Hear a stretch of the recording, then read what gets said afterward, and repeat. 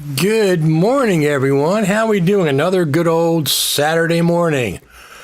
We already got a bunch of comments out there. Let me do this.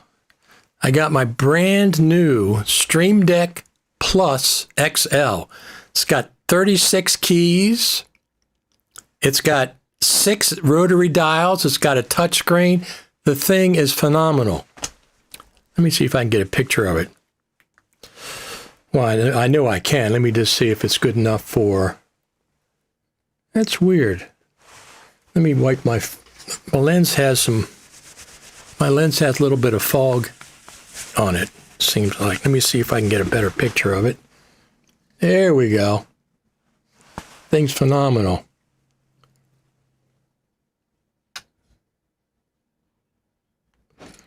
Do that. Pull that up. Do a little cropping. Where's the crop? Crop. Oh, I don't want that. Why is it doing it like that? Come on now. Crop. Freeform. There we go. It was doing crop as maintaining the aspect ratio. And I'm going to, what am I going to do with this? Done. And it's over here. I'm going to send it to my Mac Mini Pro. And then we'll bring it over. And I'll show you the, there it is. The thing is phenomenal. And not only did, let me just pull this up. Not only did they, is this a brand new Stream Deck. So it has, it's kind of blurry, but it has 36 buttons on it.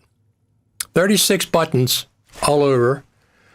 You can't actually see, yeah, you can. 1, 2, 3, 4, 1, 2, 3. However many it has. It's got a touch screen. You know what? This is the problem. It's too big. Let me pull it down there. There you go.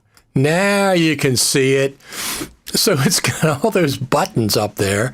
And then it's got over here, right here, is a touch screen. That's that bar across there. And it's got 6 dials. And not only are their dials multi-function, you can also press them for another action. It's incredible. It's absolutely incredible. I just got this. It's very cool. I have it set up for Final Cut Pro too. I don't do the single 36. I don't do the single key shortcuts in Final Cut Pro. But if they're more complex, you know, three key shortcuts, I program them into my Final Cut Pro. I program them here into Final Cut Pro. So I really, really like this thing. Sometimes tech things like this, I was waiting for it. It came out and it gets me excited. I like tech stuff. So I was waiting for this. As a matter of fact, when the original Stream Deck XL came out, no, not XL. I had the XL for years. When the original Stream Deck Plus came out, it only has like 4 keys, 6 keys. And I said, that's not enough keys. I'll wait for the Plus XL, which finally came out. Let me see. 1, 2, 3, 4. 1, 2, 3, 4, 5, 6, 7, 8, 9. No, 9 times 4, 36 buttons. 36 buttons plus the 6 buttons over here. Each one of these knobs. I got these blue knobs so I can distinguish because they were all black. The knobs pull off and you can put different color knobs on. But this way it can help me distinguish between all 6 black knobs. 36 push buttons plus 6 more push buttons on the knob. So that's 42 buttons. But then that's only the beginning. So you can have scenes after scenes after pages and the swipe, this swipe. Oh, you can't see it because it's not live. And the swipe bar, it also does things, the little swipe bar up there. It's it's not cheap. It's definitely not cheap. But anyway, when the original Stream Deck Plus came out, which had like 6 buttons and 4 knobs, I said, that's not enough. I got to wait for the XL version of it, and finally came out. Anyway, that is where I get this. I have it programmed in there. Here we'll start with our comments, catch up on them.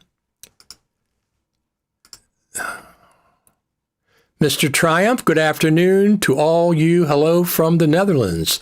And our good friend Ben down there in Louisiana. Good morning. Good morning from Lincoln, Nebraska via X. Absolutely. My freeform app thumbnail turned into I saw that. They updated. Mac OS got updated, and if you did the update, it automatically updated the freeform thumbnail. You had no input in that. Hi, everyone. Tell us where you're from.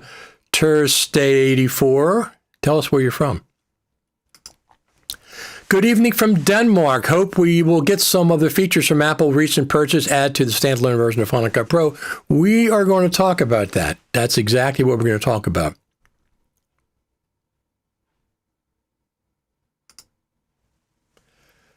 Blake Winchell, board of directors at Motion VFX, has posted on LinkedIn that Motion VFX was actually sold to Apple. Right. So Apple bought Motion VFX. There is a discussion on one of the Facebook groups that I belong to. They didn't understand why I was making a distinction between acquired and joined, because they didn't join Apple. They were acquired or bought by Apple. It's not that big a deal, but everybody said acquired except for Motion VFX, and they say they joined Apple. It was just, I thought that was that was interesting. Let's just say that. Our friend Daniel, good morning from Canada. It is sunny here. It's sunny here today, too, as well. As a matter of fact, let's look outside. Look at that. Beautiful sunshine today. Very, very nice. The grass is just starting to get green. It is windy today, but the grass is just starting to get green. It'll be a lot greener in the coming weeks. That's for sure.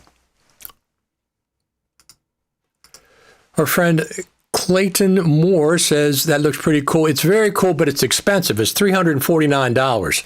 It does a lot. You can buy a whole set of actions for Final Cut Pro with icons. You can buy one for DaVinci Resolve with all the different icons. I mean, sophisticated actions. Premiere Pro, it's not just for streaming, even though it's called a Stream Deck. That's where it started. It's an incredible piece of gear. It's absolutely incredible. 36 buttons. Our friend Ben, the mathematician, lets us know.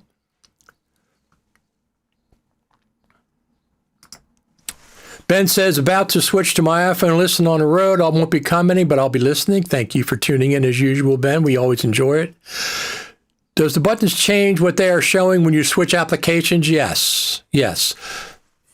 I have tons and tons of icons. I mean, there's lots of free ones.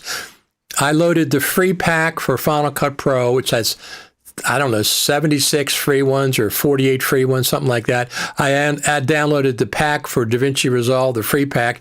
And besides icons, they also have actions already geared toward those. So let me just show you. So all of these LCDs, all of these buttons are actually little LCDs. They're actually little LCDs. So there's 36 LCDs on there. They're not just buttons. So it's an incredible device. I was ecstatic when it came out. I was really, really happy.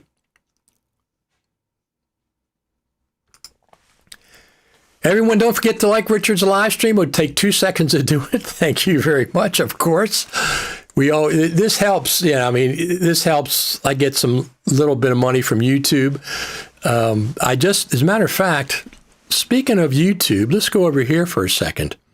Let's take the lives, the whatchamacallit off.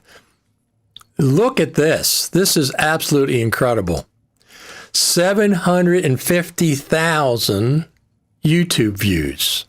I passed 750,000 YouTube views last week. We're on our way to 800,000, and then we're going to go 900,000. Then we'll hit 1 million views on YouTube. 750,000. That's a lot. That's a lot of views, and that thanks to you, because all your views when you come in on Saturdays absolutely contribute to that number. Absolutely.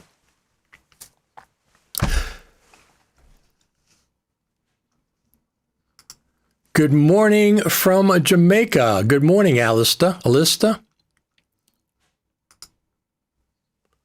Another 12 if you count knob twisting left and right. That's correct. So, like for my Final Cut Pro set, I have, I don't think I can I bring the string? Let me just see something. If I can bring that up I don't think I can bring it up as a screen.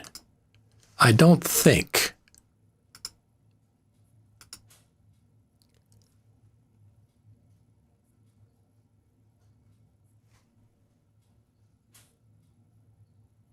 No, it does not show up as a screen, or I could show you.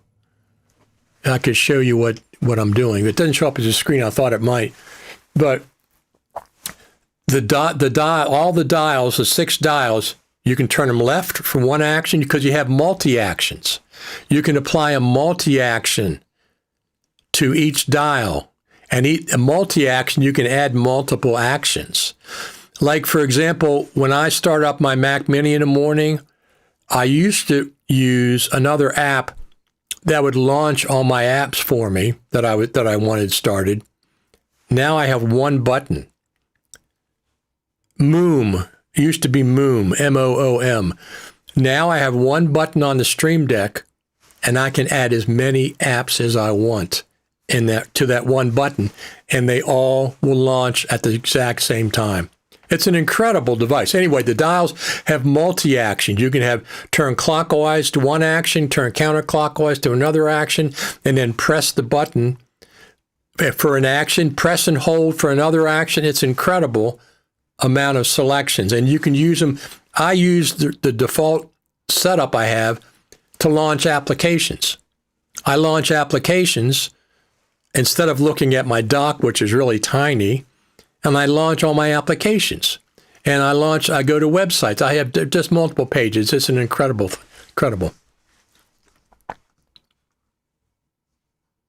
37 displays with the touch bar. That's correct. And the touch bar, whatever you're doing on the dial, will update right above the dial in the touch bar. Are those buttons touch screen or physical types? They're actually they're touch LCD screens. They're actually LCD screens. So I can program whatever I want to the LCD screens, and they are touch as well. They actually press in. This is a good question. Will Motion VFX plugins be available for single-time buyers of Final Cut Pro? Good question. That's one of the questions we're going to talk about. I would like that, but the problem is with that, Apple paid money for Motion VFX, for the plugins. They didn't just get it for nothing, and I presume it's millions of dollars. They want to make money back on that purchase. That purchase will make them money if they add it to the Apple Creator Studio subscription for Final Cut Pro. Listen, Pages had premium content, Keynote had premium content, and Numbers had premium content when Apple Creator Studio was launched. Final Cut Pro didn't have any premium content. It had no premium content.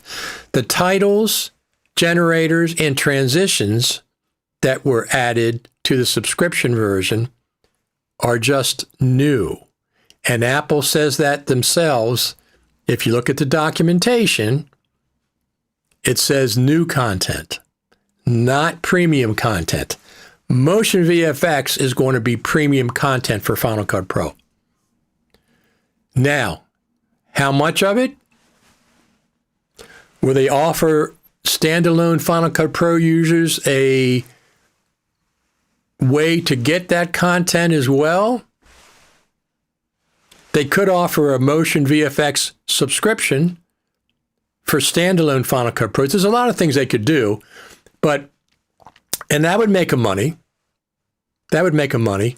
But I mean, if they give us the whole Motion VFX pack included in the $12.99 subscription, it's a no-brainer. I'm going to subscribe just for the VFX content. So I'm not subscribed yet. I'm using my standalone version. So that's how they make their money back.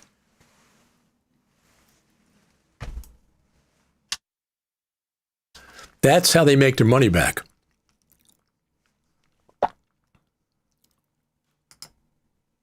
Good morning, Richard. I noticed this morning that Keyframe Toolbox has been released on the App Store. Our friends Chris from Late Night did an awesome job on it. I saw that as well. I know they've been talking about it. DaVinci Resolve feels like they out Final Cut Pro and Premiere together and make a masterpiece of a software. DaVinci Resolve is phenomenal software. It's phenomenal. It's really much more advanced than Final Cut Pro. But I still use Final Cut Pro primarily. It's the first NLE I grab. First off, I know it. I've been using it for over 20 years. Second of all, one of the main things I like about Final Cut Pro, the magnetic timeline, that's okay. That's not the main reason. The main reason is the live skimmer. The live skimmer on the timeline, the live skimmer in the browser. I don't have to click anything. I just take the mouse, and there's a live skimmer in the timeline and a live skimmer in the browser. That's one of the main things that I miss with other NLEs, including DaVinci Resolve. Some of them have a pseudo live skimmer, but you got to click on the clip first and then it's live. Final Cut Pro, you don't have to do that. You just take your mouse, wherever your mouse is a live skimmer.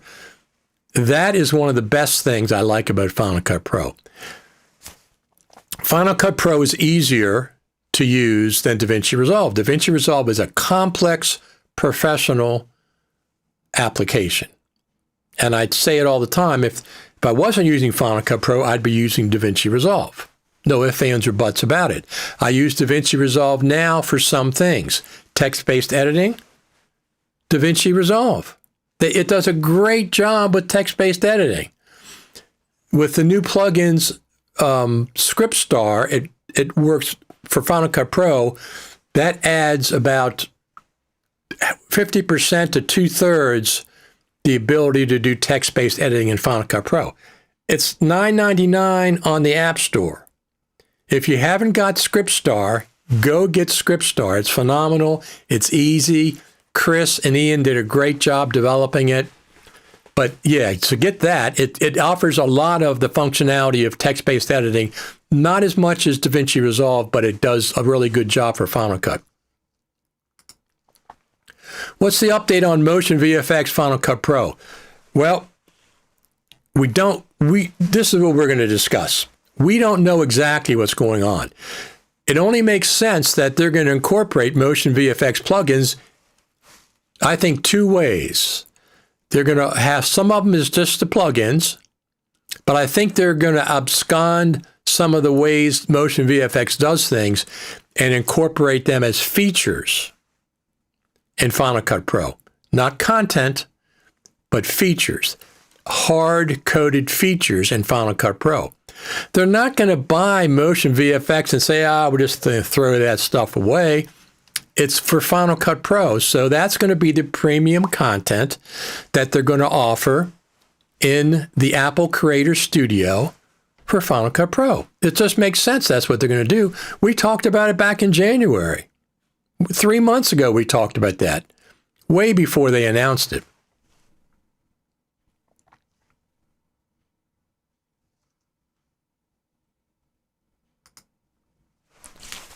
Considering that most of these live streams run for more than an hour on average, I think the time viewed on your channel is way above what is normal on a channel was 750,000 views. Yeah, because these are an hour and a half to 2 hours long. I do a lot of live streams. But I also have hundreds of thousands of views on Facebook Live, hundreds of thousands. So between YouTube, X, and Facebook, I have well over 1 million views, okay, for video. I have over 2 million podcast downloads. We're probably approaching 3 million podcast downloads. So between YouTube, X, Facebook, and my podcasts, we're talking 4 to 5 million total downloads. Most of them audio, over 1 million video. So unfortunately, Facebook doesn't have a total count. Maybe they do somewhere, but I haven't found a total count. The individual videos, they have a count on them. They changed them to reels, but I'm not going to go through and count all those up. I'll see if I can find a total count somewhere, but it's between X, YouTube, Facebook, I'm over 1 million, probably close to 1.5 million views. I'm sure the Final Cut Pro community will grow soon after Apple acquires Motion VFX, so FCP-related YouTube views should increase. Sure. No, this channel is absolutely increasing. The viewership and the subscriptions and all that. I never really intended to put a lot of time and effort into growing it, but I am now. I am now starting to organize things, do better thumbnails, all the things that help you grow, because I like it. I enjoy it.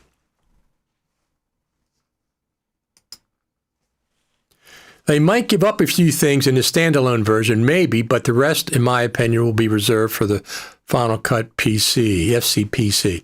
I agree. We don't know how they're going to distribute it. I'm just thinking, why would you waste any of it? Why would you waste any of the plugins in Motion VFX and not make them available to Final Cut Pro? They could have, there's many ways they can do it. They could have a standard pack, Motion VFX, in the subscription, included in the subscription, suppose 25 or 50. They could have the other 50 or 100, whatever they got, as a premium pack add-on that you could add on to your subscription, or standalone versions of Final Cut Pro could get that. I don't know. I mean, because they had Pixelmator Pro, right? They bought that. They didn't change it. They didn't say, we're not going to give you these features that are available. They left it as it is.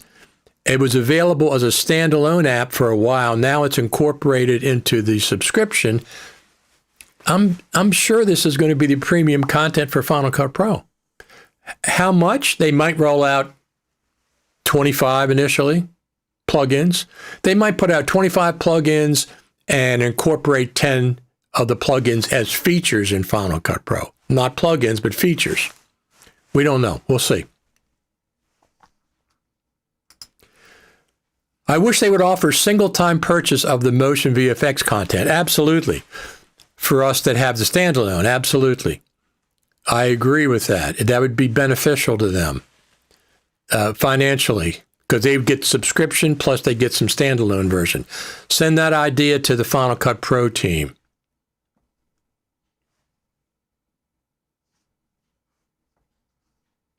This is funny. Congratulations, 750,000 views is incredibly good. Let's mourn for 1 minute for the era that came to an end with the Mac Pro. The king is dead. Long live the king, Mac Studio. So is it a surprise to anyone that they stopped developing the Mac Pro? Not to me. Not to me. When the Mac Studio came out, I said, well, there's 90% of the Mac Pro.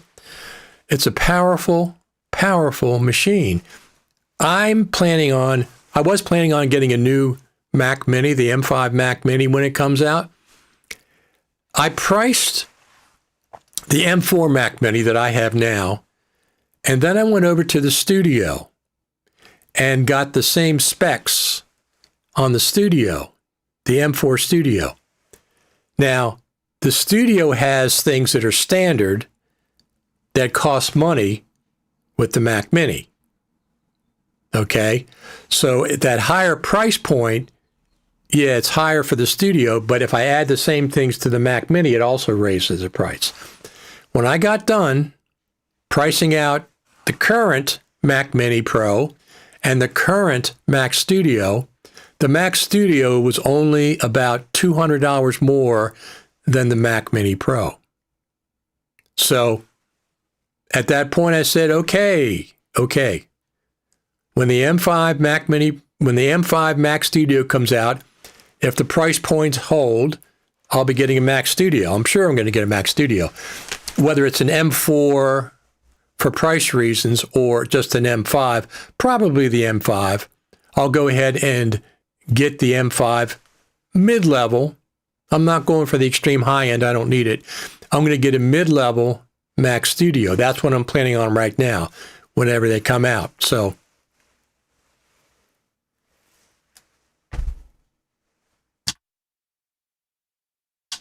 how about that? Oh, let's go back to this comment and let's do this. So I have this and we have 750 views, but here is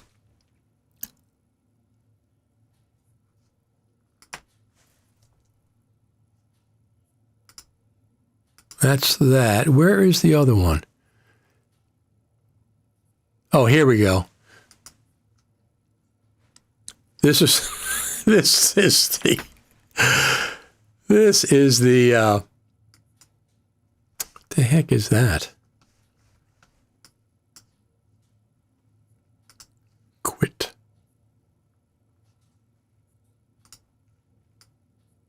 I don't know why it went to there. Anyway, this is what they had on their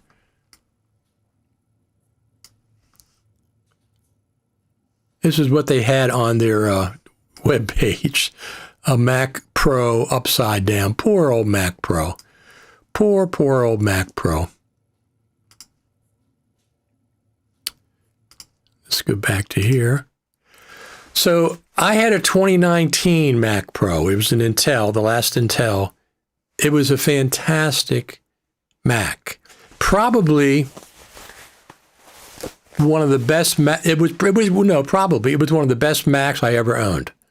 The ability that everything was, you could take things out. For example, if I'm on the phone with Apple Care and we determined that my power supply was bad, okay, it's modular. I can unplug the power supply, they can send me a new one and I plug it in and I'm up and running. Send the old one back to them. It was an incredible machine, and I absolutely loved that for Intel machines.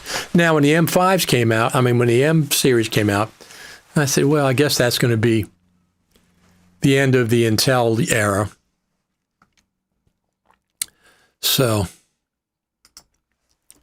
our friend Ben says, one option, leave Motion VFX as is and have them develop a subset, so to speak, of content exclusively for Final Cut Pro, plus put some not all tech from plugins into Final Cut Pro on occasion. But they bought it not to leave it, you mean leave it alone and they would take the money for the subscriptions? They could make a Motion VFX app that you can access. Who the heck knows?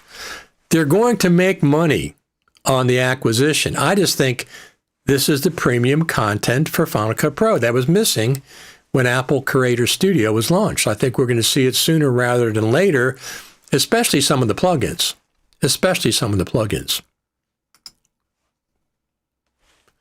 The 36 button display may just be one big display with 36 windows looking into it. Creating overlay graphics has to account for inner button functioning. No, it's not one big display. It's completely individual. It's 36 individual LCD buttons. Each button is individual. Is an individual LCD. Because like right now, I'm looking at the little button of me, and it's moving on the on the Stream Deck Pro. It actually moves like video. It's not one big LCD. It's definitely individual LCDs. So that's really cool. I do not care about the premium content, only about them adding features from the Motion VFX purchase. I will not subscribe as I can't get access to the edgy version teaching at a secondary school. Okay, that's fine. And Final Cut Pro is optimized, which is more memory friendly and has very smooth performance. You know what I'm amazed? It's talking about that exactly. The reviews coming in for the Neo, everybody's saying how good it works with 8 gigabytes of memory. I'm just shocked at how good that the cheapest Mac, the lowest end Mac works with an iPhone processor on 8 gigabytes of memory and one USB 3 port. It's amazing. Now, obviously, the cheapness is what attracts people. $600 and I can get a brand new Macintosh? I'm going for it. Yes, absolutely. I would never get that, but I never get any of the low-end Macs. My entire time of buying Macintoshes, I have never looked at the bottom end of the Macintosh tier. I'm always mid-level to mid-high as far as buying stuff. I'm just not interested. It doesn't, I don't care about it, but I care about that it sells a lot of units because it has some kind of a record. Well, $600, of course. And it's a Macintosh? Absolutely. I hope Motion VFX becomes a native part of Final Cut Pro, not just a separate app or plugin. I agree. I think that's what's going to happen. I think if you subscribe to Apple Creator Studio, this premium content, the Motion VFX stuff, will become available to you as part of the subscription. I don't know if standalone version is going to be able to get access to it. Don't know. But what are people paying for Motion VFX subscriptions now? $29, $59 a month? I've seen $80, $79 a month for Motion VFX right now. So $12.99 for the same content is a complete bargain. So if you just want the Motion VFX and it's available in Apple Creator Studio, $12.99 a month. And one of the things I said about the subscription, Apple, do not raise the prices. Do not raise the price of that subscription. $12.99 is a very good price, and you'll be selling a lot of those. Don't raise the price to $15.99 and then $19.99 and then $29.99. That's hogwash if you do that. Keep the price at $12.99.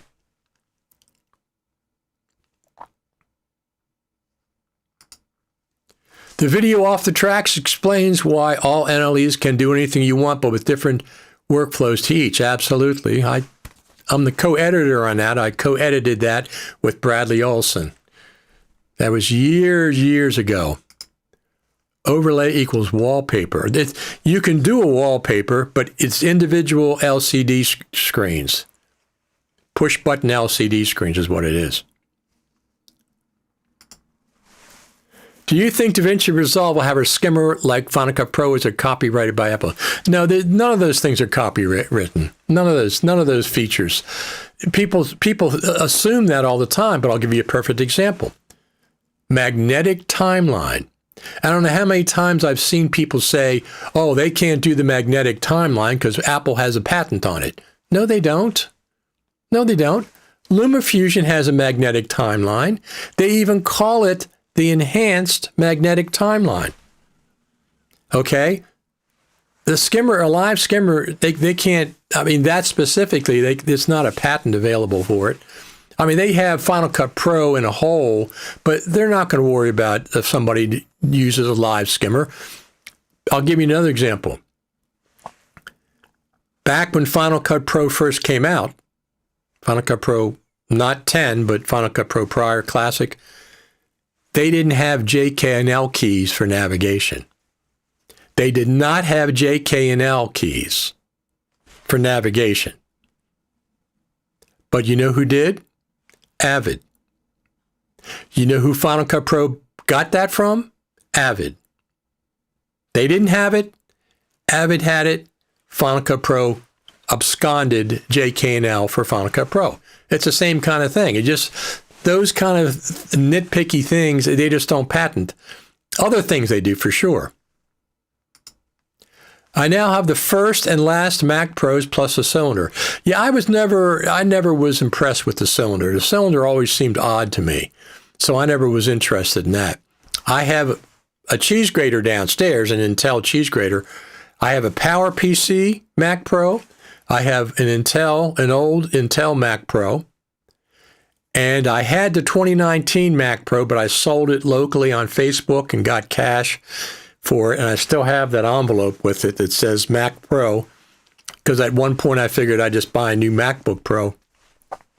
By the way, when I talk about buying a new M5 Mac Studio, at the same time, I will also price a new M5 MacBook Pro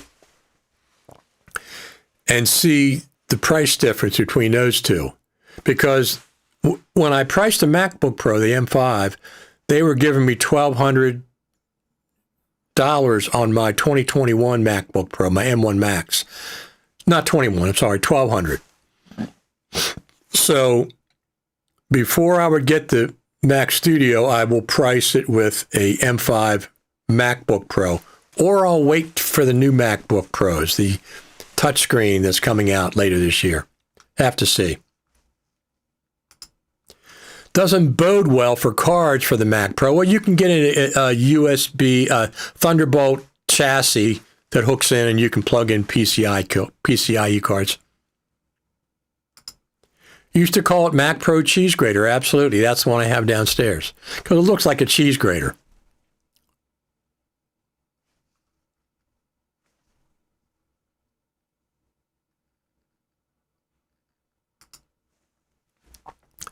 I'm starting out as freelance video editor. I want to learn on Final Cut Pro because it is fast and I don't need high-end machine.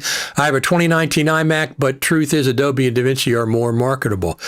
Learn all of them. If you're young and starting out, there's no sense in learning one thing. I did construction all through the 70s and 80s. I worked on highway construction, and then I worked on construction. I didn't know how to work with just one tool. I learned multiple tools. I became a heavy equipment operator. I could run a track loader. I could run a bulldozer, not a bulldozer, I never learned that. I could run a roller. I could run a rubber tire loader, track loader. I could run a backhoe. I could run multiple things, and that made me more valuable. As a carpenter, there's no limit to what I knew, the tools that I used. I had all kinds of tools. So learn more than one NLE. I mean, if I was advising somebody new, I would say get the free version of DaVinci Resolve. It's free. Free version of DaVinci Resolve. Try out Final Cut Pro. The only way you can try it now is with a subscription. They give you 30 days.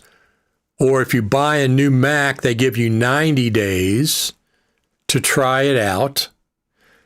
As far as getting jobs, Premiere is probably right up there with getting a job. But I think most places would also accept DaVinci Resolve. And DaVinci Resolve has a free version. You don't have to buy the studio version. You can also subscribe to get a free trial to Final Cut Pro. Try it free for 30 days. If you buy a Mac, you get 90 days. If you're a student, you get the subscription for $3 a month. It's like a no-brainer.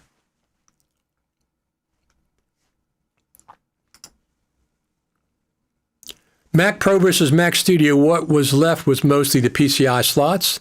Not many uses them, and Mac Studio can use external box using Thunderbolt ports, I think. Absolutely.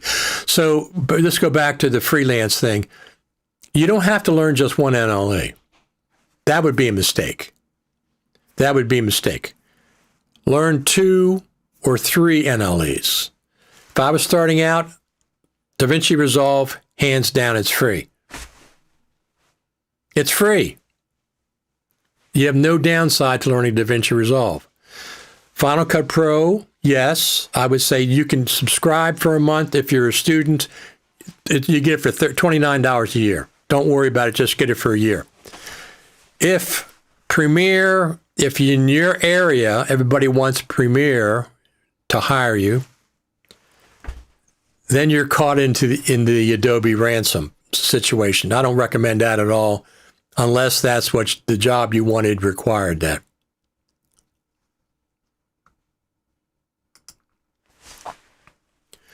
Better return on investment to purchase Motion VFX and develop it more than build it from scratch. Absolutely. They're not going to build it from scratch. They have enough. Final Cut Pro team has enough in their hands just developing Final Cut Pro. They can't do another massive, they don't have the manpower, technology, or whatever. I traded my M1 MacBook Pro for a loaded M5 MacBook Air, much less dollars. Final Cut Pro runs great with red footage. That's very, very cool, Eric. Our friend Eric Emmerich from down there in Florida. They did rise the price of Apple TV. This is exactly what I'm talking about. Prices of Apple TV, first $4.99, now $9.99. I think here it's $12.99. I think it's $12.99 here. So no, that's exactly what I'm talking about. Don't do that with this subscription. Also now people want you as freelance editor to do motion graphics, special effects, sound design, which is one of the reasons most people will use DaVinci or Adobe instead of Final Cut Pro. Why would that be a reason? I mean, you have Logic Pro, you have Final Cut Pro, you have Motion, you have Compressor, now you have Pixelmator Pro. You have all those apps in the subscription. The problem, well, DaVinci is free. Once again, there's a free version of DaVinci, which is brilliant on their part. And then the studio version, you buy it one time for $2.99, or you get it free if you buy one of their cameras or other things. I bought one of their controllers, a keyboard controller for DaVinci Resolve, and I got a copy of DaVinci Resolve Studio with that controller. Now, subsequently, I sold the controller. I never even opened it. I don't like to clutter up my desk. I got enough things right now. I want to edit on Final Cut Pro, but don't want to shoot myself in the foot. There's no reason why you can't edit on 2 NLEs. There's no reason. Or 3. If I was in the job market, I'm not, I would learn whatever NLE I needed to, but I'd always use Final Cut Pro as well. I mean, we paid $2.99 for it 15 years ago. Never got charged an upgrade until this new subscription thing is kind of murking the waters about Final Cut Pro. So you can learn more than one. Learn whatever the job market requires, but do Final Cut Pro as well. Learn it. You can learn both. It's not like it's 2 completely separate things. Okay? A cut is a cut in both of them. Multicam is a multicam in both of them. Effects, the color correction is the same. I mean, it's just different tools, but it's the same thing. So once you learn how to edit, learn how to color correct, and learn how to mix audio, it's no big deal. You can learn more than one is my point. And since they have the subscription for Final Cut Pro now in the Apple Creator Studio, you can rent it for a month at a time. Rent it for a month, then to go spend time with DaVinci Resolve. Listen, Blackmagic has extensive training. They have an extensive training program, videos, PDFs, all kinds of stuff. Now, Final Cut Pro also has very good documentation, but they don't have any training. Apple does not provide, it provides 0 training for Final Cut Pro. They rely on third-party people to do it on YouTube. DaVinci Resolve is very, very proactive. They develop their own training, video tutorials and stuff, as well as documentation.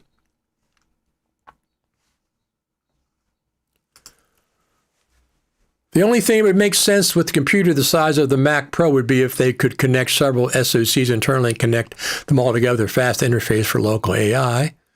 Well, that's gone, so we don't have to worry about that. The cylinder trash can was the most powerful Mac I ever bought. Cost me over $10K. My 2019 Mac Pro was $8,000 something like that. And I got half of that back when I sold it. I had it for years, and then I sold it and got half of that back. And I was lucky I sold it when I did, because I sold it before the M1 came out.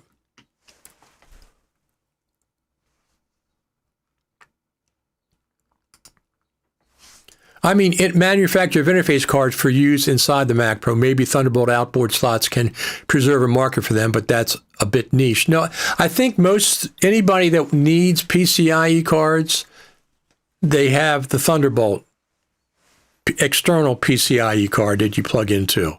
You plug a Thunderbolt cable into any Mac, and then you have a PCIe thing. I mean, obviously the Mac Pro was more beneficial and was built for PCIe cards, but it's pretty standard if you need them. I don't need them. When I had the Mac Pro, I had incredible amount of ports, because I'd buy a PCIe card that had 4 USB 3 ports on it. And then with the built-in one of them I had all kinds of in and outs. Thunderbolt and USB 3 on that Mac Pro. It was fantastic. Fantastic. So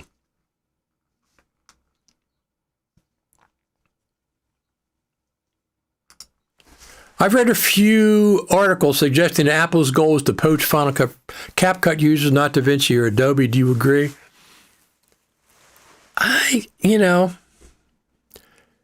It seems like that's more of a market that they're aiming at, more of an influencer, YouTuber market. They're certainly not going after Hollywood. They never were. They've told us that in person at the Final Cut Pro Creator Summit. They said, we have 20 different categories of things that we're looking at for Final Cut Pro. Hollywood is one, but it's not the top. It's not the main one, never has been. CapCut seems more like what they're after, influencers, YouTubers. That seems like this mid-level, very popular area. So let's hope they keep addressing pro concerns, pro features.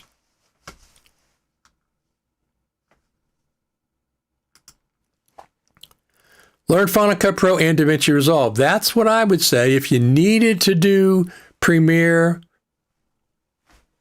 I mean, that's expensive. Premiere is expensive. They get you locked into their system. It's like a ransom every month. So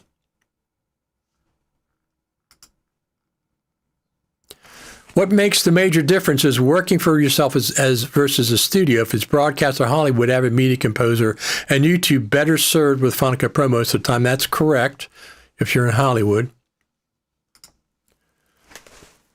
CapCut subscription costs $9.99 and offers more built-in tools and AI than Final Cut Pro right now. I also think Apple should keep the $12.99 subscription even after adding Motion VFX features. But Apple Creator Studio has Final Cut Pro. It has Logic Pro. It has Motion. It has Compressor. It has Pixelmator Pro. It has Pages. It has Keynote. It has Numbers, and it has that other thing that goes with Logic, Stage something. It has 9 apps in the subscription, not just one like CapCut does. It's a much, much better deal if that's the route you want to take. I'm still using the standalone versions of all those apps. A standalone Final Cut Pro, standalone Logic, standalone Keynote, etc., etc.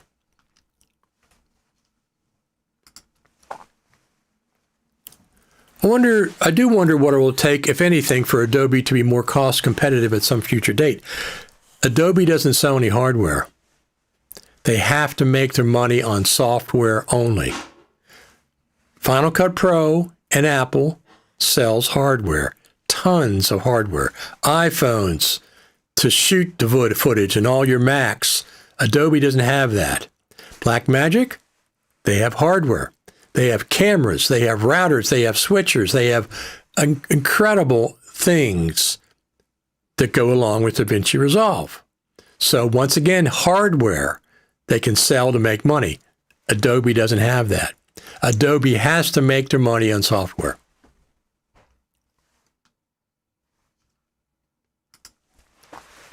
Regarding the comment about Apple competing with CapCut, it's not going to happen until Apple gets serious about creating Final Cut Pro for iPhone or seriously upgrading iMovie for iPhone.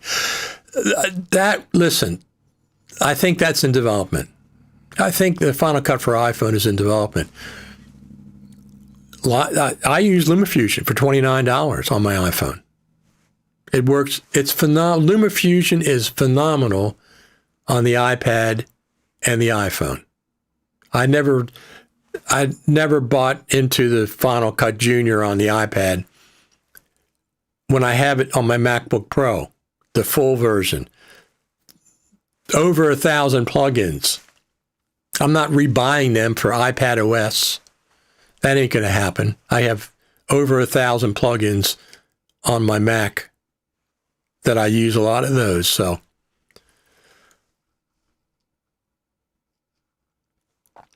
Final Cut on the iPhone would not surprise me at some point.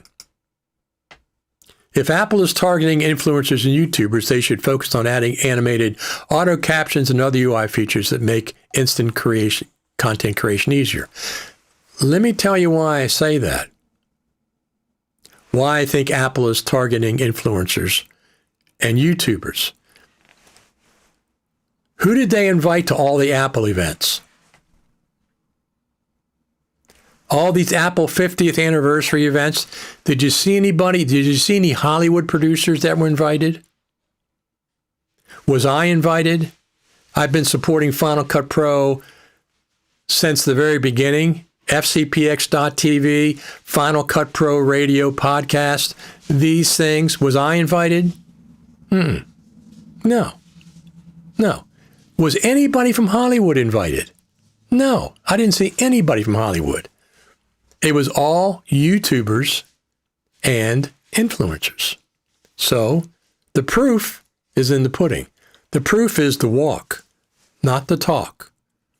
The walk. Plus, they didn't invite just normal people. That's one thing Apple didn't do. As well as influencers and YouTubers, they should invite normal, everyday people to attend these things because that's the millions of people that make this product available. The YouTubers and influencers have no influence if the people don't use the software. So all the people that use the software are what make Final Cut Pro successful and what make Apple successful. And they ignored them for all these celebrations. 50th anniversary. Oh, we're not going to invite regular people. We're just going to invite influencers and YouTubers. And I have nothing against them because they're my friends. I'm on YouTube. My channel is growing. But you should always invite just regular people to these events, not just YouTubers and influencers. I think that's a big mistake that Apple's making. Plus, where are anybody from the Final Cut Pro Creator Summit, all the regulars at Final Cut Pro Creator Summit, none of them were invited. I mean, iJustine, but she's not really a Final Cut Pro person. She's just a influencer. When were any of the people that they say are the best of the best at the Final Cut Pro Creator Summit, why weren't they invited to these events? They don't invite professionals. They do not invite professionals. I think that's a big mistake. If you know how to edit in DaVinci, would those not be able to edit in Premiere as well? I mean, aren't they both track-based? I, as a hobby editor, saying in Final Cut Pro, yes, there's a lot of similarities between the NLEs. They carry a lot of same features. You just got to know where it is in the menu or the shortcuts or whatever. I have DaVinci Resolve. I have the studio version, and I've mapped the keyboards to the keyboard shortcuts I use in Final Cut Pro as much as possible. Some of them aren't available.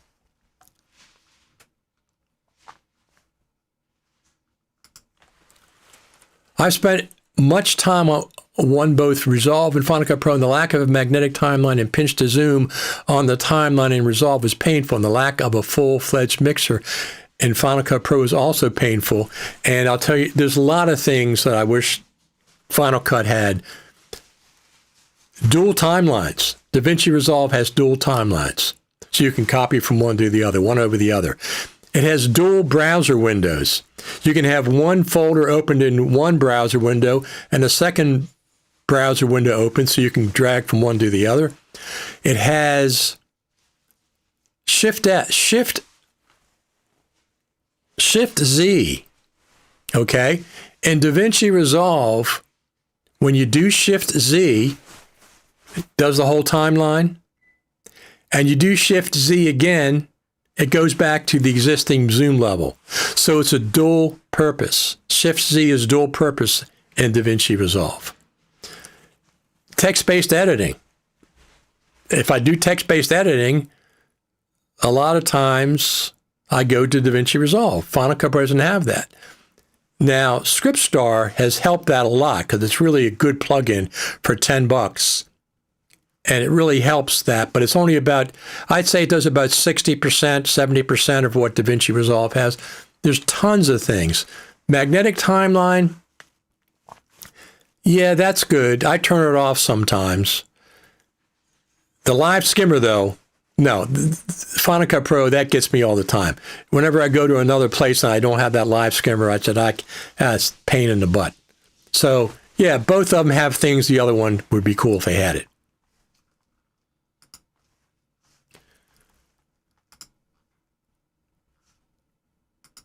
Looks like I'm the only one watching over there on X. Very cool. I'm glad you're there. We have different amount of numbers on X. It depends on the time.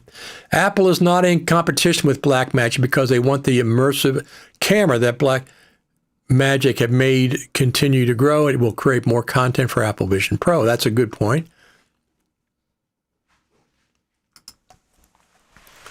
If Final Cut Pro gets text-based editing, it will be perfect for newsrooms and ENG. I'm surprised Apple has not pursued the news gathering and sports markets dominated by Adobe.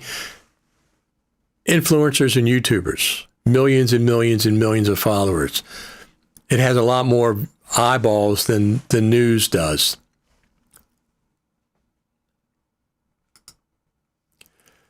I agree with you, Richard, but Final Cut Pro isn't quite there yet for YouTubers and influencers. I understand that's why they got Motion VFX and they're doing things, but I think that's a much bigger target for them than any other strata.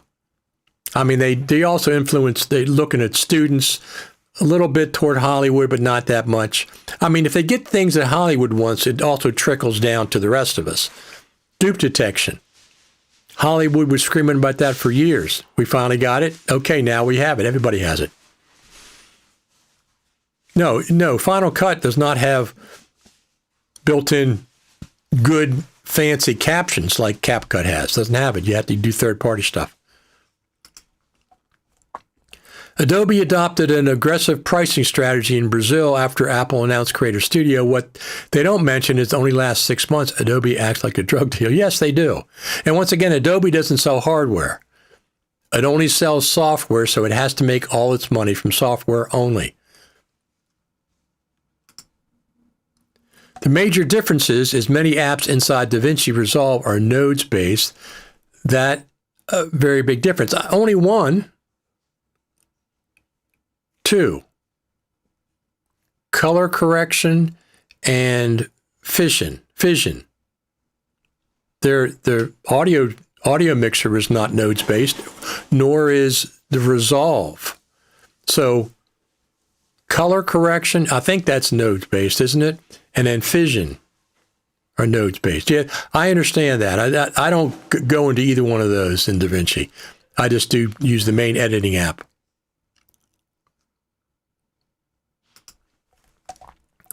Apple would say that professional is being redefined or at least expanded. The professional, most people think of as Hollywood films or Hollywood for TV. It's probably the highest level for the most part. YouTubers and influencers, some of them are very high level. They have big group of people they work for and studios and all that. But for the most part, the most influencers and stuff are not that top echelon. But anyway, professional, Apple's never gone after the professional market with Final Cut Pro 10. They lost a lot of that.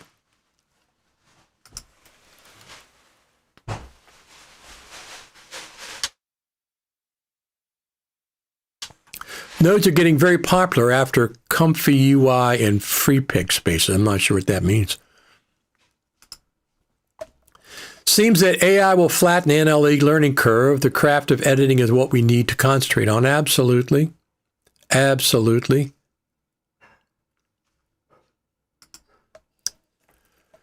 Adobe has, in a way, become captive to its own business model. Well, once again, they don't have any hardware. They got to make their money on software. Totally agree. So, one of the things I wanted to ask everybody, do you want me to go to NAB and report from NAB, some live?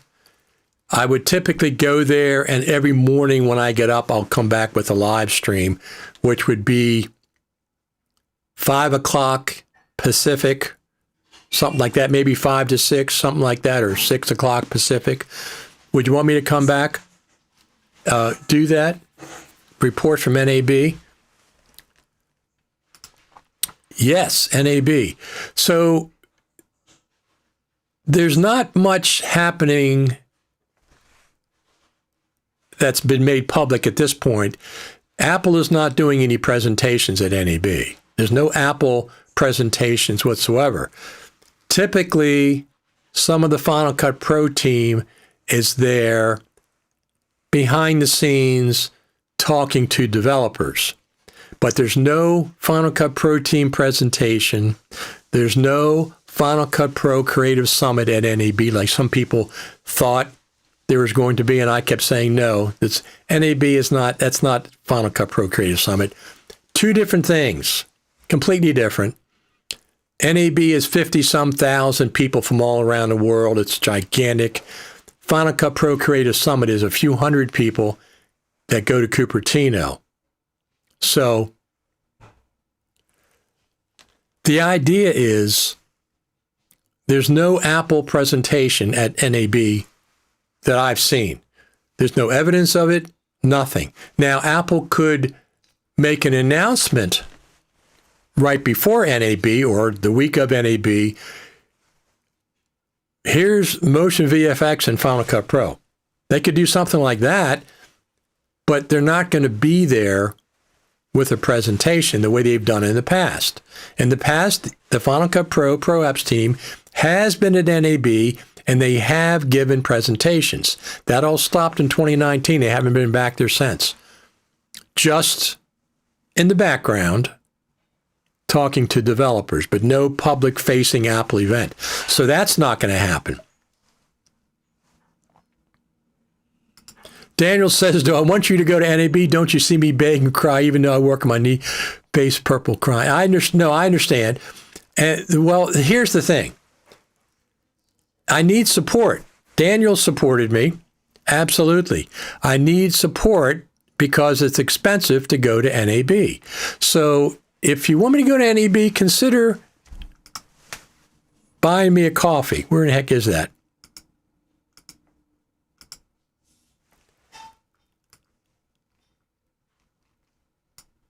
There we go. Consider buying me a coffee over there, buymeacoffee.com or Richard Taylor TV.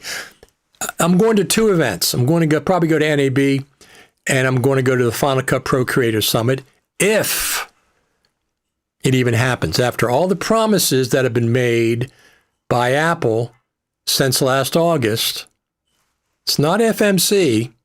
FMC has been ready, willing and waiting to do the Final Cut Pro Creative Summit, but they have to coordinate with Apple.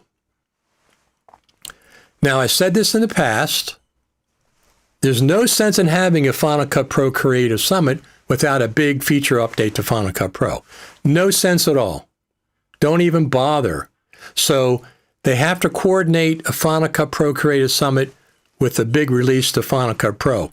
At this point, I don't know what they're doing. I have no idea. But, however, let's go over here. Let's take this off. This is what they said. Final Cut Pro Creative Summit coming spring 2026. Okay? This is what they said.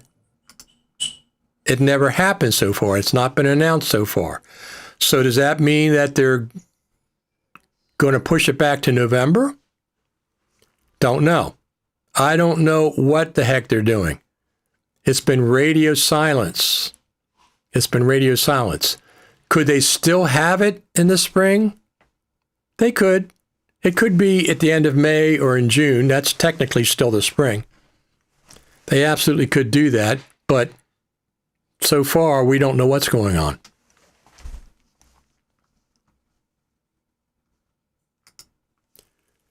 Good morning, our friend Matthew. How you doing, Matthew?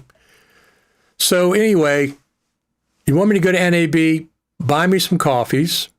I mean, NAB is going to cost me $1,200, $1,500. So if I can get some hundreds of dollars over there, it's going to encourage me to go. It's going to encourage me to go. Right now, I'm planning on going. But listen, one thing is this. If the airports are still messed up when it's time to fly, I'm not going to go. I'm not going to stand in a 3-hour line, 4-hour line. I have TSA pre-check. Usually I walk in the airport and just go right through. Well, at my airport, BWI, there's no TSA pre-check right now. So we still got 3 weeks. They've got to get those TSA lines down to back to normal. Then, because if they're not, I'm definitely not going because it's too much. It's just too much. So anyway, you can buy me a coffee over there, buymeacoffee.com. Say it's for NAB, say it's for the Creative Summit coverage. It all helps. $5, $10, $25, whatever you want. Everything's expensive at NAB in Vegas. So encourage me. This is how you encourage me. You can also do a super chat like our friend Eric Emmerich did in the YouTube chat. You can do a super chat there. Eric says he bets no summit until fall. That would be fine with me. But here's the thing, Apple, Final Cut Pro team, whoever's making that decision, don't keep your users in the dark. Why? I don't know why it's so aggravating when you do that. Just tell us what's going on. Don't keep us in the dark. I mean, that's the worst. You're not respecting us as your customers. You're not respecting us if you don't tell us what's going on. So let us know one way or the other. I've said personally, at this point, I'd prefer it to be next November. Now that we've gotten 18 months from the last one, they canceled it for 2025. If they're not going to cancel it for 2026, push it back to November. That's fine. Just let us know. Just let us know. That's all. Let us know. Don't keep us in the dark. There's no reason for that. It's not a state secret.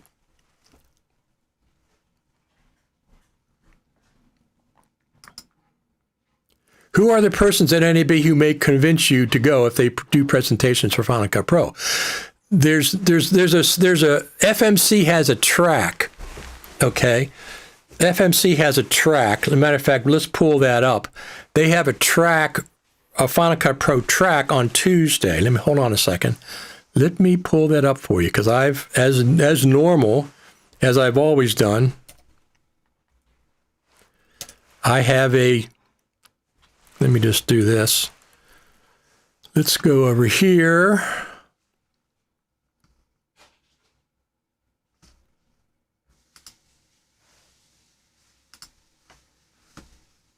I'm not sure what's going to show up when I do this, so I'm closing some things down. Oh, here we go. So over there at fcpx.tv, now here's the thing. I've had fcpx.tv for 15 years. I've been doing this website supporting Final Cut Pro for 15 years, okay? Longer than anybody else for Final Cut Pro 10. 15 years I've been doing this website. If you go over here, FMC's Final Cut Pro and Apple Creator Studio track at NAB, Tuesday, the 21st of April, 2026. So these are the sessions. Mobile production with live multicam with Steve Martin. He's the first one. Create your own Final Cut Pro templates with our friend Jen Jager. AI enhanced creator workflows with our other friend from Ripple Training, Mark Spencer. Pixelmator Pro crash course. Jen Jager again. 10 Apple Motion secrets with our friend Dylan Bates, the Final Cut Pro.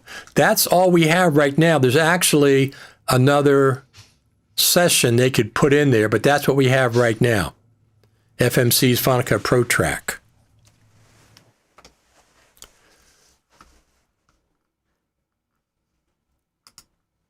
Could Apple offer a clearance discount for Mac Pro wheels? They probably should give them to you for $100, $99. I'm looking forward to what DaVinci is working on. Me too, Matthew. We're going to talk about DaVinci Resolve because I think two things. Number one is DaVinci Resolve 21 is going to be shown just prior to NAB. Usually Blackmagic does their own live stream a week before NAB, and they show the new version of DaVinci Resolve and all their hardware and stuff. If it is DaVinci Resolve 21, as most people expect, it could be a beta. They could say, here's the beta version of DaVinci Resolve 21, and then the regular version is coming out later. Don't be surprised if they charge for the studio version of DaVinci Resolve 21, because that's exactly what Grant Petty said last year. He said, we very certainly, possibly going to be charging for an upgrade to studio at some point. That's exactly what he said. As a matter of fact, let's go over here. Okay, DaVinci Resolve 21, if it is 21, it could be 20.5. It could be 20.5, but I think it's very likely to be 21, maybe a beta. Could they charge for it? Yes, for the studio version. The regular version is always free. Now, why do I say that? This is a quote. These are quotes from Grant Petty last year. So DaVinci Resolve 20 is free to download. The paid version of DaVinci Resolve Studio is also free.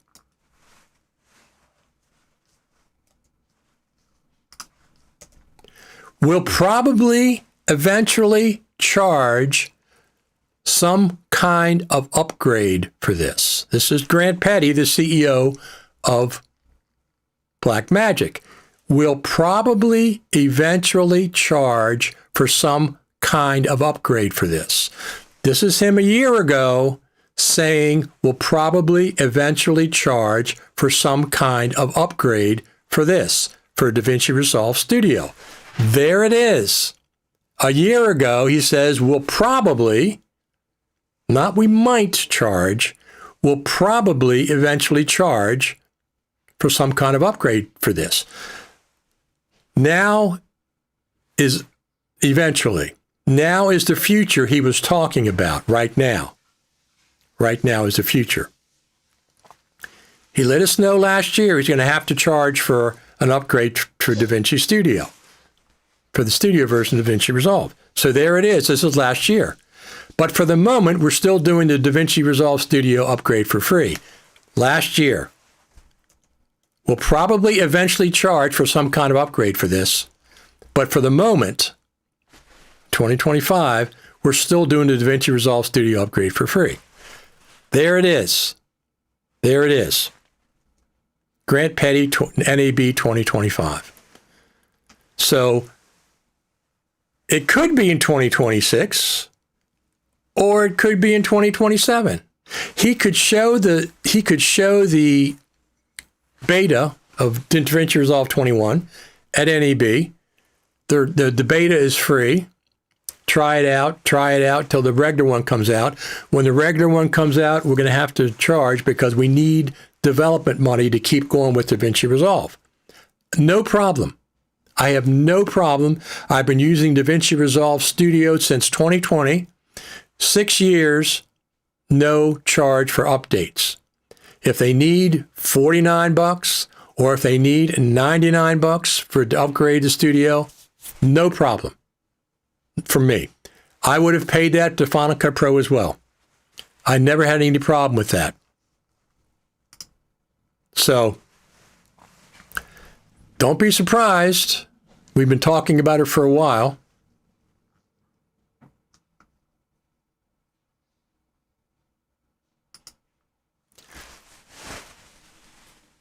Final Cut Creator Summit will host some exclusive Final Cut Pro track at Final Cut Pro World. Is that their website says? That's not what their website says. It doesn't say the Final Cut Pro Creator Summit is hosting anything. Doesn't say that at all. People jumped to that association, but that's not what it says. Let me pull it up here. There's never going to be Final Cut Pro Creator Summit. Here's what it says. I'll bring it up for you.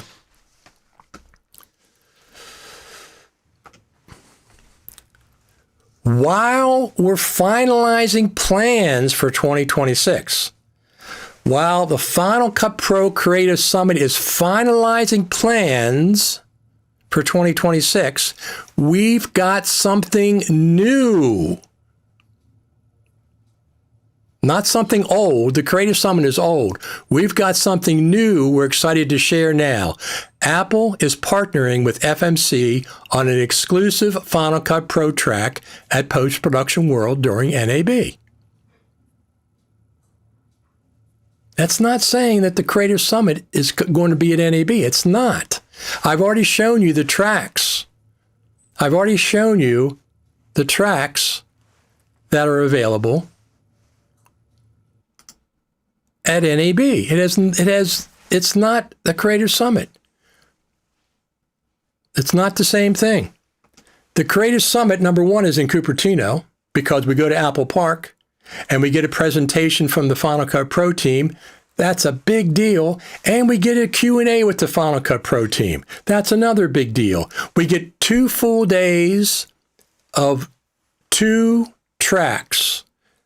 Every day there's 2 tracks of sessions on both days going on. Final Cut Pro, Motion, those kind of things. For 2 days. 2 days, 2 tracks. Visit to the Apple Spaceship Campus, presentation from the Final Cut Pro team, and a Q&A with the Final Cut Pro team. This is what we've got at the Creative Summit. Do you see any of that at the NAB schedule? There's no presentations from Apple. There's no presentations from the Final Cut Pro team. There's no visit to the Apple Spaceship Campus. It's 2 separate, completely separate things. Nobody said from FMC or Apple said there was going to be a Final Cut Pro Creator Summit at NAB. It's not the same thing.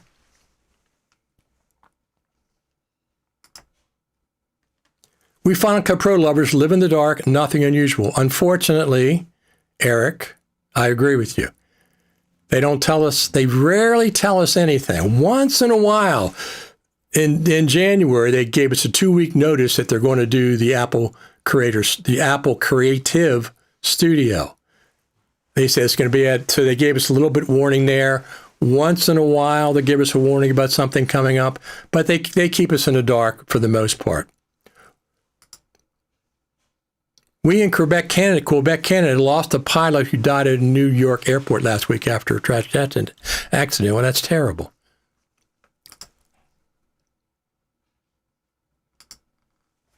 Or other Mac Pro accessories like rack mount tabs. That I don't know. For the Mac Pro. Secrecy has become a habit for Apple and an easy default way of doing things for them. So here's part of the deal.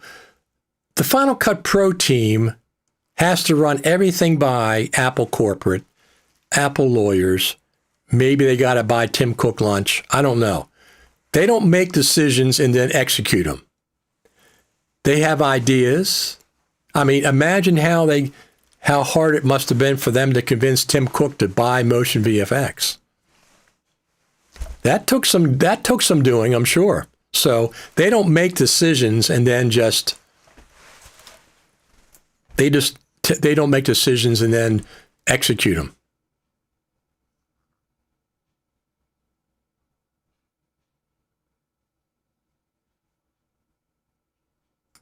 The Final Cut Pro is the best nickname so far. I will gladly pay for the upgrade. I support people who actually make a program better. Absolutely. I never had any problem paying an upgrade for Final Cut Pro. If they could have figured out a way to do it, here, give us $99, we'll make the next version, you get the next version. No problem. Same with DaVinci Resolve Studio. I've been using it for 6 years. I don't care if people that bought it last year get it for free. That's completely reasonable. I don't mind giving Blackmagic $99 to keep on developing Blackmagic. I would do it. Don't have to see what it is. Here's my $99.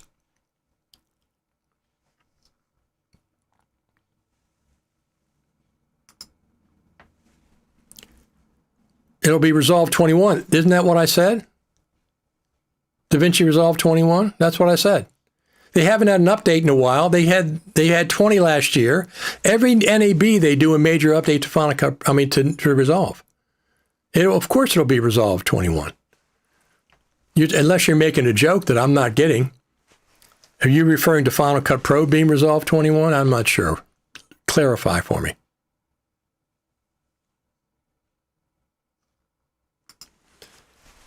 I know you hate subscriptions, but I have just subscribed to 1 monthly coffee for you on Buy Me a Coffee. I know it's only 2 coffees before NAB, but thank you. Thank you. I don't mind small people. I don't mind small developers getting subscriptions. I support them. Ecamm Live, I support. There's a couple of brothers that are in New Hampshire. I think he's referring to 20.5 for Resolve. You're still confusing me. There's no 20.5, is there? But anyway, I think we're getting our ideas crossed here somewhere. We're getting our ideas crossed.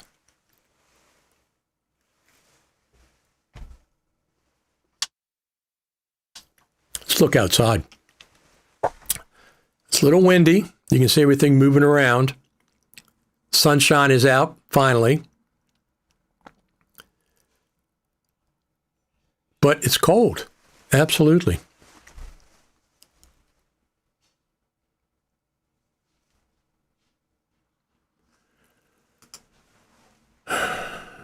If I understand you correctly, we should complain to Tim Cook about Final Cut Pro too much secret imposed by sending email to Tim Cook, not Final Cut Pro team.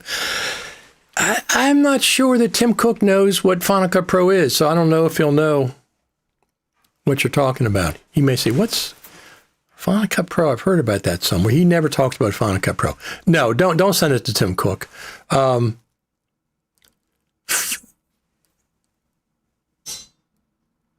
No, you're not going to change the corporate Apple. 50 years they've been doing this stuff.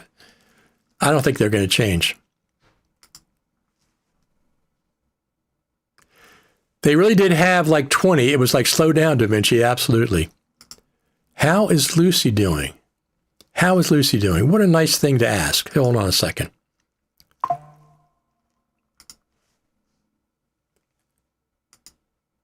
There's our Lucy. Our beautiful, beautiful girl, Lucy. I took this picture last week. She's one of our beautiful indoor cats. We have 2 girl indoor cats, Lucy and Miss Amanda Jones. This is Lucy last week. She jumps up on this table because it's like a petting station. And that's our dear Lucy. She's doing okay. She's doing okay. She had an operation a couple weeks ago and took her a couple weeks to recover from that. Her spirits are back up. She's running around like normal. So fingers crossed she continues. That's our dear, dear Miss Lucy. We love her.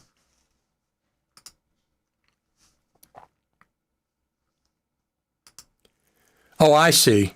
I see. I mentioned 20.5 and he said no, 2021. Yeah, that's normally what happens. That's normally it. They did do a 0.5 beta 1. I see. Gotcha. Will there be a Final Cut Pro update around NAB time? Apple can certainly do something around NAB, but they need an update for if they're going to do a Final Cut Pro Creative Summit. They don't want to throw the update at NAB and they say, well, we don't have anything for Final Cut Pro Creative Summit. They got to have an update to Final Cut Pro for the Creative Summit. 2019 they did, and it was the worst. It was terrible. There was nothing new to talk about. It wasn't terrible as far as FMC is concerned. FMC does a great job at all of them. And even in 2019, Apple took us to One Infinite Loop, and they're always very generous with exquisite finger foods and snacks and coffee and stuff. They always do that. But there was nothing new to talk about. We saw the Mac Pro, couldn't touch it, couldn't tweet about it because it wasn't released yet. So it was like, really? It was like, don't do that again. They have to have an update to Final Cut Pro at the Creative Summit. So if they have one at NAB, then they might push the summit back to November again, which is fine. I have no problem if they do that. Just let us know. Just say, look, it hasn't worked out for the spring as we hoped. We're not going to do one in the summer because everybody's on vacation. We're pushing it back to the fall. We'll let you know more as we go. That's whatever. I mean, there's a lot of moving parts. Apple corporate, spaceship campus visit, booking a hotel for 200 people. But that's fine. Just let us know. Don't keep us in the dark. So will there be a Final Cut Pro update around NAB time? There's a good chance there could be a Motion VFX, maybe release of 25 plugins with Final Cut Pro, with a new version of Final Cut for the subscription version. The thing is, here's the thing. They really can't do a big update to the subscription version with Motion VFX plugins and do nothing for the standalone version. They can't do that because they're still selling the standalone version. Okay, somebody just bought it in March. They don't want to hear that the only new update is for the subscription version. I don't know how they're going to work it. Let's see how they work it. We'll all be surprised together. We will all be surprised. Hooray! Motion VFX plugins. That'll be great. Could they do it for NAB? They certainly could. They could do it like the week before or whenever and say, here's an initial Motion VFX package that we're offering with the subscription or whatever the heck they want to do. They could do that as well. They could, but they need an update for the Creative Summit. They have to have one in their pocket, and it's got to be a feature update, not a couple of little measly things. It's got to be a big one. That creates excitement. Will they keep their promise that they promised us? They're going to be a Creative Summit in the spring. Technically, they have the spring until June the 21st. Technically, they could announce the Creative Summit for the end of May or the middle of June, end of June. It would still be technically spring.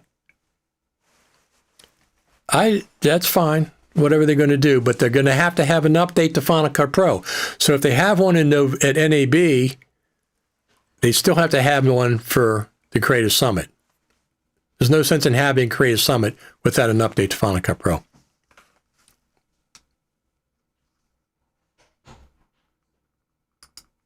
No more snow. Not right now. There's been snows in March before, but not, I don't think so.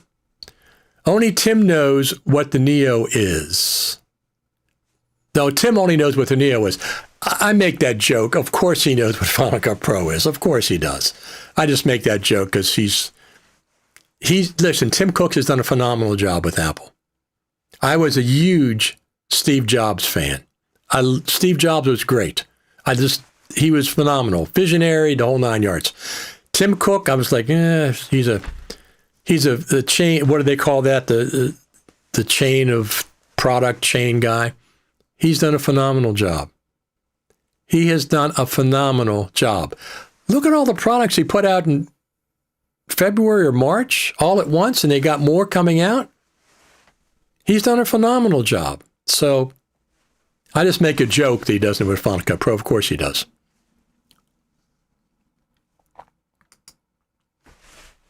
If you have any requests for Final Cut Pro, you can submit them here. Feedback, you can do it from the Final Cut Pro. You can do it from the Final Cut Pro app. You can also do it from, where else can you do it from? You can do it from right here. Send your requests, bug reports, or feedback to the Final Cut Pro team, fcpx.tv. Click right there, and it takes you right to the link for feedback. fcpx.tv is easy to remember.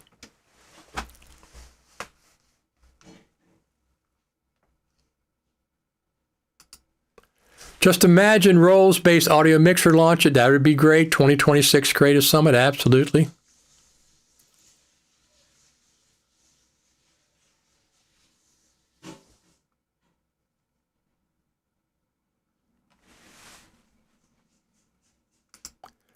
It's interesting that Dylan, Final Cut Pro, Jen, and Ripple didn't make a video about Motion VFX, but all the others did. Because they do tutorials.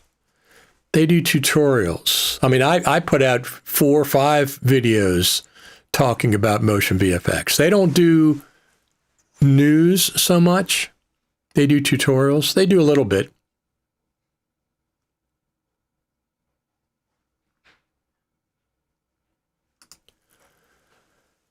Also, when I have done work for a compressor under NDA, it was after complaining directly to Tim about a very unprofessional bug, and they contact me directly and offer me to do beta under NDA. So you shouldn't be talking about that in public.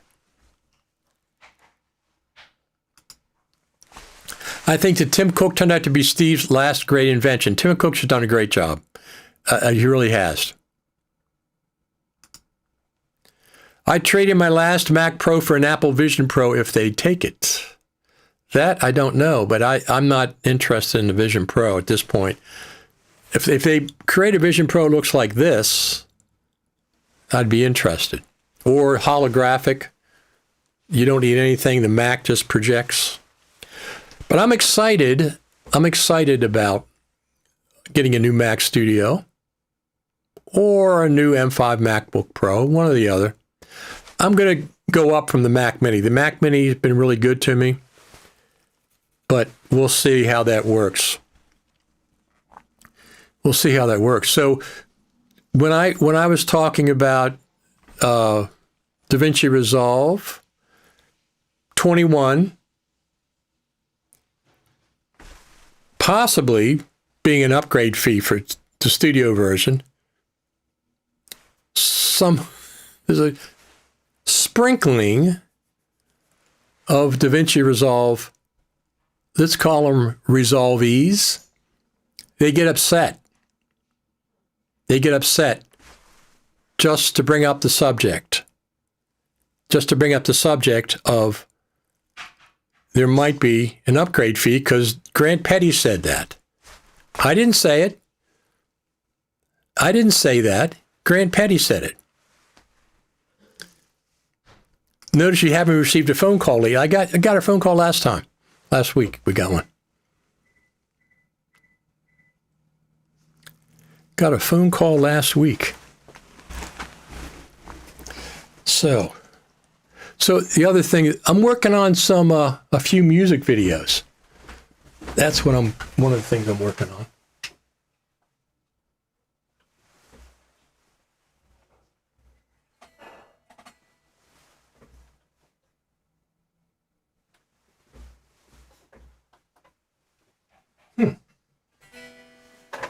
I guess the battery's dead.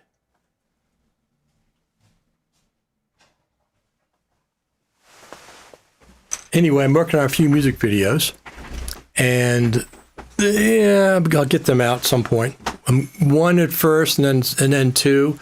So the other thing is, I got the DJI Neo 2 little selfie drone. I got that, and I was playing with it. I sent it back. It's just too unreliable for me. It's too unreliable. So I sent it back. Speaking of supporting, here you go.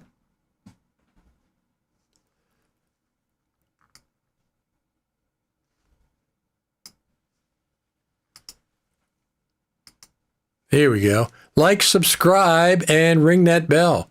So if I go to NAB, I mean, I'm planning on it. Not 100%, but I'm planning on it. As long as the airports clear up and as long as, I get some support. If I can get a few $100 from listeners, that'll help ease the pain of going to NAB. I got a few sponsors as well. But the sponsors, they're not going to NAB that much anymore like they were for a while. I mean, for a long time, LumaForge was sponsoring me to do everything.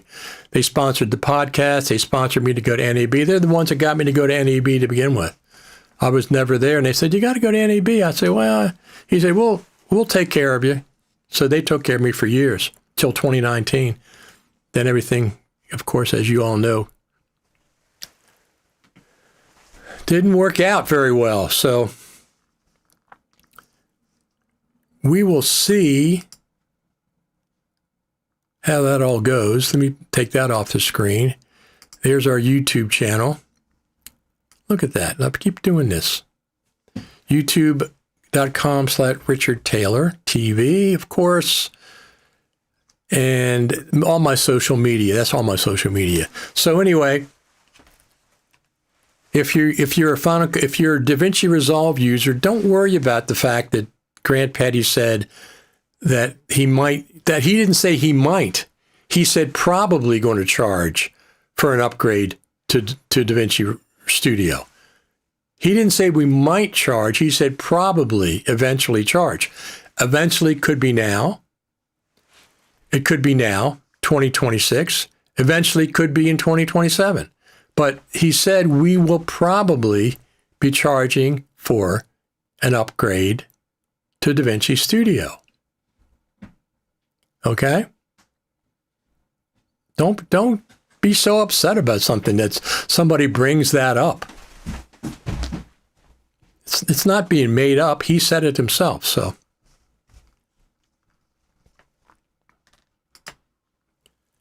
And now it was my phone who rang. It was Tim who said, don't give any more details about a secret between us. There you go. Absolutely. Apple still offers $22.30 for the Mac Pro for trade-in. Very cool. Our friend Matthew says, have a good weekend, Richard. Same to you. Absolutely, Matthew. Thanks for joining in. I'm going to get out of here. And if there's nothing, listen, we could get a Creative Summit announcement this week. We could get a new update to Final Cut Pro, although I think they're going to hold a big one for the Creative Summit, whenever that's going to be. So if they push the Creative Summit to next November, we'll have to see.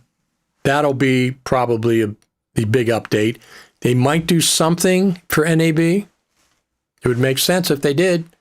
Apple hasn't even acknowledged that they bought Motion VFX. They haven't even acknowledged that. So just Motion VFX came out and said, hey, they said we joined Apple. Well, Apple bought you. That's what it was. So anyway, thank you, each and every one of you. Absolutely. Thanks to the Final Cut Pro team. Pro Apps team, we appreciate all of you.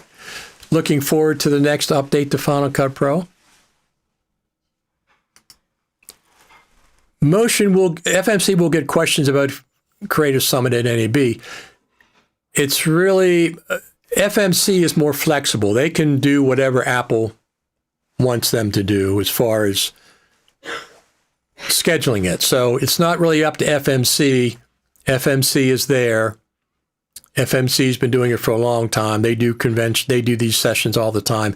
It's really up to Apple. It's up to the Final Cut Pro team getting an update for us. All these things have to be timed. You know, it's just like they had January 28th was Final Cut Pro 12, February 28th, March 28th. It's only been 60 days. Could they have something for NAB? They could, but I think since 12 is still kind of new, they're probably going to wait till the Creative Summit and they'll have a big Motion VFX reveal at the Creative Summit. Even if they have it this spring, technically up to June 20th, or they come out and say, hey, sorry, there's been we're going to have to delay it again till November or the fall. They might say the fall. We'll let you know as soon as we can. That could happen too. I don't care at this point. The fall is fine. Just let us know. Don't keep us in the dark. We're your customers. We're the millions and millions of Final Cut Pro customers. Without us, Final Cut Pro doesn't exist.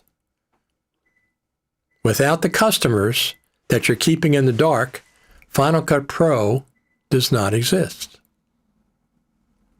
So let us know what's going on. There's no reason to keep us in the dark. Anyway, thanks to everybody for tuning in. If there's any announcement about the Creative Summit or DaVinci Resolve 21 or whatever else, I'll come back on during the week, 1 o'clock typically during the weekdays. I also have another guest coming on or two. I'm not going to tell you who it is yet, but it's somebody that you absolutely will like. Somebody that you absolutely will like. So, and I'm doing another Final Cut Pro radio podcast. We have 150, 160 of those. Been going on for 11 years, 12 years, something like that. No breaks, no vacations. Final Cut Pro Radio. It's slowed down because this new Final Cut TV has really taken over most of my time for podcasting, even though this is not really technically a podcast because it's not an RSS feed thing. It's just a YouTube video. I'll see each and every one of you next week, if not before. Thanks, all of you, for tuning in. And the Final Cut Pro Apps team. Thanks, everybody. Talk to you later.